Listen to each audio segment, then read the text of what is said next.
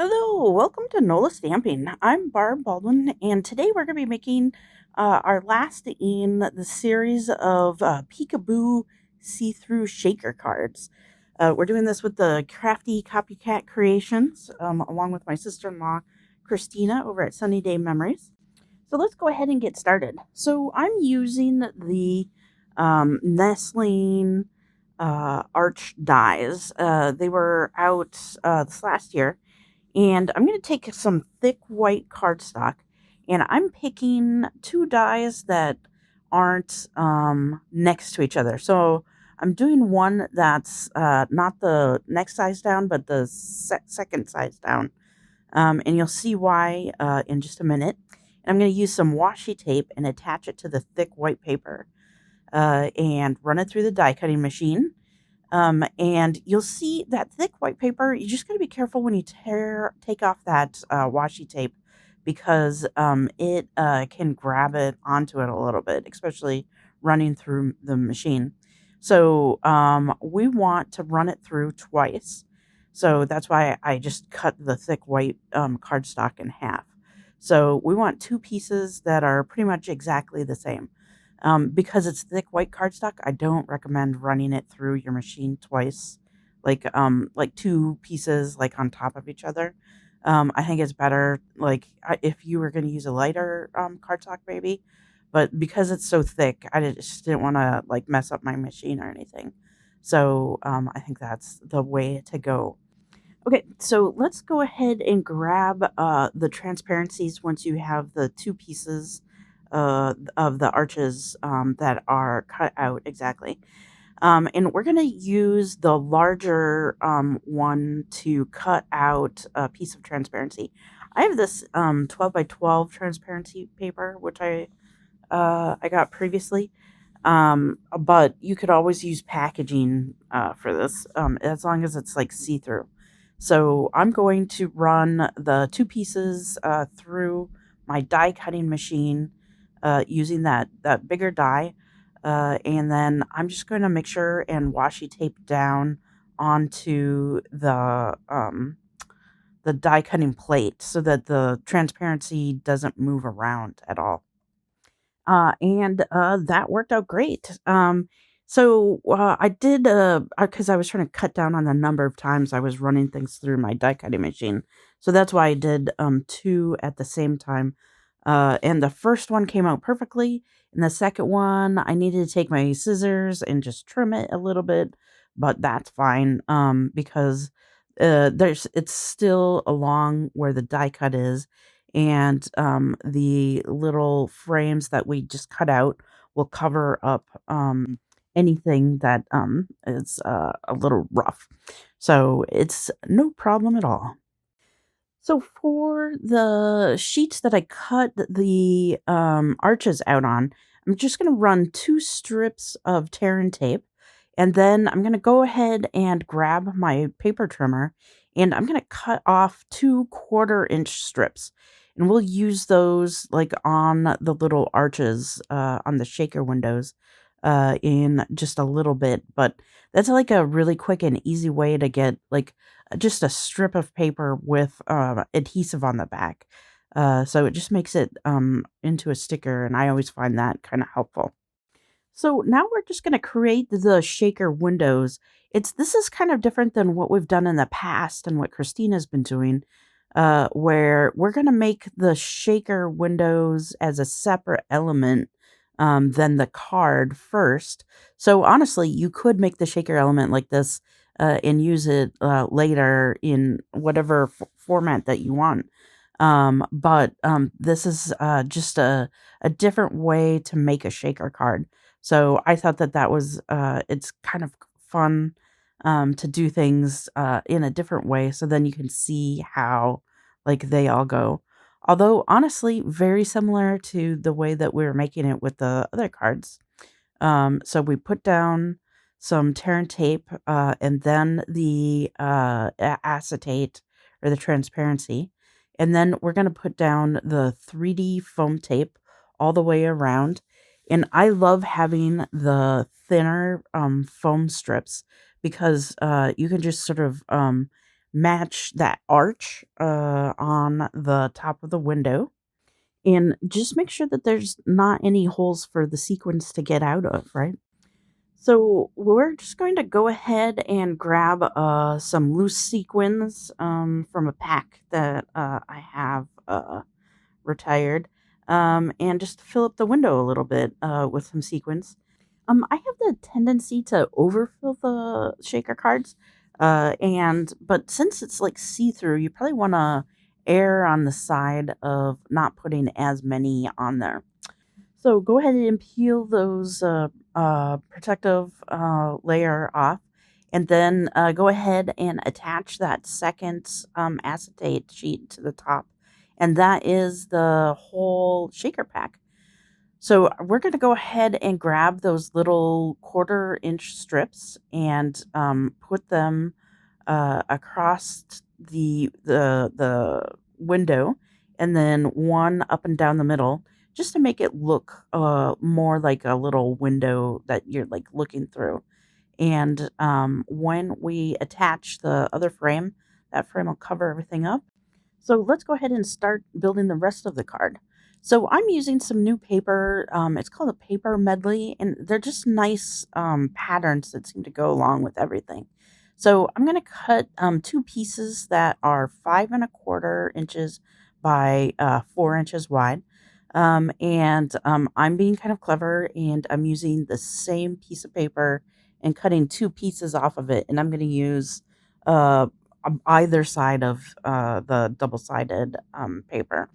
Okay, so the reason why we skipped a size when we did the nested dies was so that when we do one of the parts of the trifold card, we can go ahead and use that middle size in order to cut out the hole so that the frame fits into it easy, without falling through like it would with if it was the large size. So I went ahead and put one of the pieces of paper down and cut out using the die cut for that middle size. And you want to make sure that you're cutting it the right way. So, like one way, it'll be the traditional card way, but this one is going to go on the inside, and so like that needs to be the going the opposite way than a card normally would go. And we're just going to go ahead and adhere down the shaker element into it, without using that last frame yet, because we're going to use that to clean up the backside of it for the inside of the card. So I'm just going to go ahead and use some adhesive. That tear and tape has been working really well for me, so I'm going to go ahead and grab that and just go all the way around the window.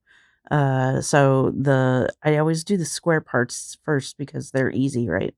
And then the tear and tape is, you know, you don't have to have it exact because your element is already like completely done, like perfectly. So we're just using this to attach it to the card. So I'm just going to go ahead and peel the little liner off and attach it to that card front. And it should just pop on there very easily. And I love how this paper just looks like a wall, in a house or something. Okay, so let's go ahead and flip the card open, and then we're going to use some adhesive and just put that frame down again. And once again, I probably went overboard using the tear and tape, but like I said, it was on my desk, so it's so easy to grab when it's like right there. So I'm just peeling the liner off. I did the square parts quick and easy, and then I think I just did a little piece up at the top, just to make sure that that frame looks just as good as it can. Okay, so since we need to do that last bit, we're going to do the exact same thing again, but we're flipping the design of the paper over. So we're using the other pattern. And instead of using the larger frame, what we're going to do is we're going to go for the smaller frame. just so that way, like, we're playing with the different sizes. So we're going to make another frame that is just a little bit smaller for the window to go through. So I'm going to cut both of these at the same time because I am doing such a lot of die cutting. So I'm going to use the next two sizes down for the arch, and I'm going to cut those out. And I'm doing it just like I did the bigger frame, but with the next two sizes down. This is why I love the whole like nesting dies, because it just makes it easy because you're just playing with the sizes in the exact same way. So because we cut the other one out, the other like frame out at the same time, we can go ahead and attach that to the card front. I'm using some liquid adhesive because I was hoping that I would be able to attach it to the card front and then have the adhesive be still sticky and attach frame to the back, but it didn't work out exactly that same way. But I'm doing the exact same thing where I'm going down a size and cutting that out. And I just want to cover up the backside of the opening since the card is going to be opened and closed a lot and played with. I thought that that would be like the best way to like cover up all the different frames and stuff on the backside. And I love being able to use a little bit of the paper that might have been scrap otherwise. So I'm just using the liquid adhesive for the frame that goes on that backside. And now we have our two parts. So we're going to put those two card parts together. But first, stamping. So I really liked this stamp set from the November online exclusive. It says "You've got this," and it's that same arch feel. So I thought that that would work out perfectly. So I'm gonna go ahead and grab a couple spot dots. So I'm using my Calypso Coral and the Golden Glow, and I'm doing the Golden Glow around the edges. So I'm just gonna use a paper towel to just like blot off some of the coral so that it doesn't mess up my stamp spot.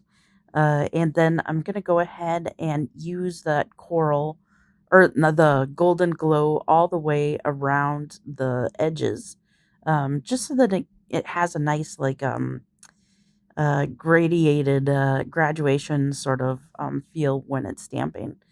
And so we're just gonna go ahead and have to huff on that first before we stamp it, just because it's had a little bit of time. And using your breath to just sort of activate those different inks really works out well. So I'm going to use a couple of pieces of washi tape to just tape down that front so that it doesn't get any of the extra ink on it. And I'm just going to line up and go straight through that front window and stamp it for the inside of the card. And then I am just being a little extra with this card. So I cut out yet another frame, and we're going to go ahead and attach that once the ink dries for the inside. And because remember that same paper, pattern paper has both patterns. So like just pick whichever side you like the best. And I thought the yellow poking through would look really nice. So I went ahead and attached that using the liquid adhesive because we're going to use the liquid adhesive to attach the two card fronts together. So I'm just smearing all over one side on the back of the card, and then we're going to use the stamped as the center inside, and that is how the trifold goes together. Very quick and easy. While the glue is still kind of flexible, make sure that you close the card all the way and give it a good shake so that you know that your shaker element is working. And I just got these golden flower gems the other day in the mail. And so I thought that they would go along perfectly with those gold sequins. And I'm just going to go ahead and add that odd number on the card front. And that is it, just the embellishing. You could always add some flowers in the window if you wanted this, but I really needed that. You've got this sentiment for the card. It's a really nice encouragement card. So thanks for making this card along with me. I can't wait to see your version.